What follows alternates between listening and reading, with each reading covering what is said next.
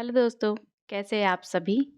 हमारी कहानी के पिछले पार्ट में आपने सुना था कि हमारी जो आरज़ू हैं वो मुस्कुराते हुए सीढ़ी चढ़ती हैं और वापस से अपने जिम में आ जाती हैं, अपने क्लाइंट्स को देखने लगती हैं और उनको ट्रेनिंग देने लगती हैं। तो हम अपनी स्टोरी को यहाँ से आगे बढ़ाते हैं। रात के करीब 9 बज चुके थे। आरज़ू जो है वो घर जाने के लिए निकलती है।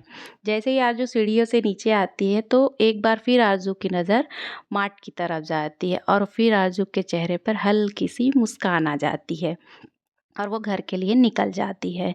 घर पहुंचते ही आरज़ू जो है शावर लेने के लिए जैकेट निकालती है तो आरज़ू के शोल्डर में हल्का सा निशान था। तो वो शीशे के सामने खड़े होकर खुद को देखने लगती है कि आखिर निशान कैसे लगा, निशान कैसे कहाँ से आया। तो सोचती है मैंने तो आज ऐसा कुछ भारी काम किया ही नहीं और मैं गिरी भी नहीं हूँ, तो मुझे ये निशान कैसे लगी। तभी आरज़ू को याद आता है कि आज जब लाइट बंद हुआ था तो मीरा ने उसे बहुत ज़ोर से पकड़ा था। उस समय तो दर्द हुआ था बट उसने इग्नोर कर दिया था। वो सोच रही थी कि ऐसे ही दर्द हो रहा होगा, तो उसने उतना माइंड नहीं किया। तो आरज़ू फिर से जो है एक बार मुस्कुराती है और बोलती है जंगली बिल्ली ने मुझे खरोचा है। मुस्कुराते हुए आरज़ू, ठीक है जंगली बिल्ली, इसका हिसाब तो मैं तुमसे बहुत अच्छे तरीके से लूँगी। और यहाँ मीरा अपने रूम में सोच रही है कि मैंने उसे कैसे हक कर लिया। मैंने तो डर से हक किया, अब कोई भी डरेगा तो हक तो करेगा ही। और वैसे भी वो लड़की है, बट मुझे इतना एम्बेरेंस क्यों लग रहा है। ओ गॉड, मेरा तो दिमाग ही फट जाएगा।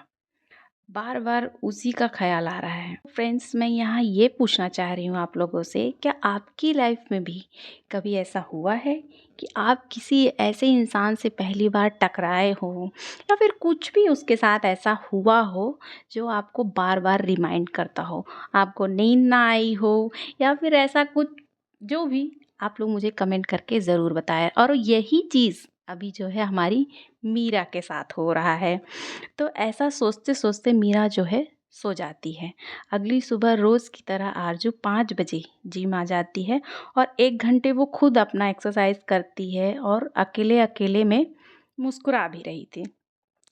और जिम में जो लोग आते हैं, क्लाइंट्स आते हैं, वो हमारी जो आरजू है उनको देख रहे थे और वो ये सोच रहे थे कि आज मैडम को हुआ क्या है। तो हमारी आरज़ू जो है ना, आज ऐसी ही कुछ हरकतें कर रही थी, क्योंकि रोज़ जैसी उसकी आदतें थी, वो किसी से बात नहीं करती थी, हमेशा खड़ूस सी शक्ल बना के घूमते रहती थी। क्लाइंट्स हैं, सिर्फ काम करना है, मुस्कुराना नहीं है। तो आज वो जो कर रही थी ना, लोग बहुत नोटिस कर रहे थे। क्लाइंट्स अपना काम भी कर रहे थे बट देख रहे थे कि आज मैडम इतना मुस्कुरा क्यों रही हैं। तो ये सब चीज़ करते-करते जो है 8 बज चुके थे। मीरा अपने मार्ट आती है। आते ही मीरा की नज़र जो है, पहली नज़र जिम पर जाती है। आज वो पहली बार मीरा फर्स्ट फ्लोर की तरफ देखती है। ऊपर जाती है उसकी नज़र और नज़र जैसे ही ऊपर जाती है, आरज़ू उसके जो है बालकनी में खड़ी होकर वो भी सामने देख रही थी। तो आरज़ू और मीरा की नज़र जो है टकराती है और आरज़ू वो मीरा को देखकर मुस्कुरा रही थी। मीरा जैसे ही आरज़ू को नोटिस करती कि वो उसे ही देखकर मुस्कुरा रही है, मीरा इतनी तेज़ी से अपना कदम बढ़ाती है और बहुत जल्दी-जल्दी चलकर जो है वो मार्ट के अंदर आ जाती है। मार्ट के अंदर रवि सामान रख रहा था, मीरा उससे टकरा जाती है। रवि बोलता है, दीदी आप किससे डर के भाग रहे हो? मीरा बोलती है, कुछ नहीं, बस ऐसे ही, उठा लो सामान को। थोड़ी देर बाद मीरा राउंड लगाकर काउंटर पर आकर बैठती है, सिस्टम में अकाउंट चेक करती है। इतने में आरजू मार्ट के अंदर आती है। आरजू जैसे ही मार्ट के अंदर आती है, मीरा को देखती है।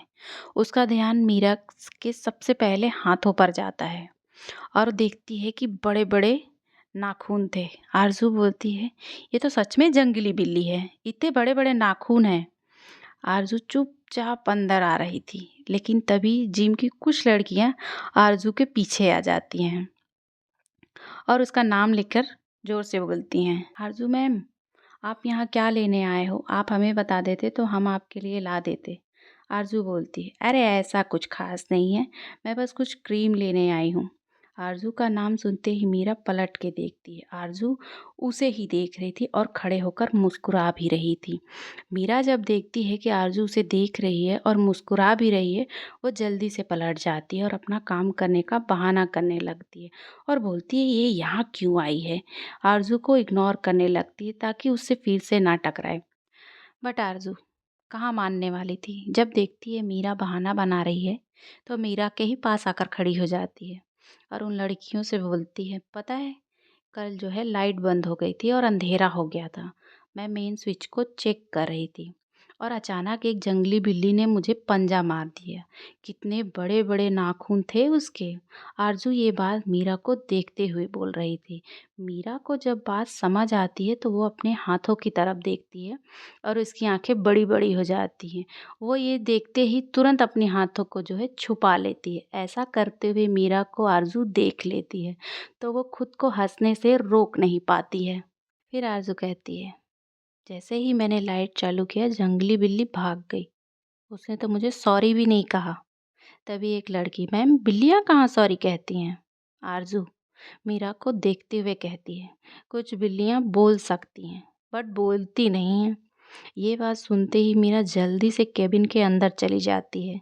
फिर आरजू, चलो चलते हैं, फिर किसी दिन निपटूंगी इस जंगली बिल्ली से, और ऊपर आ जाती है।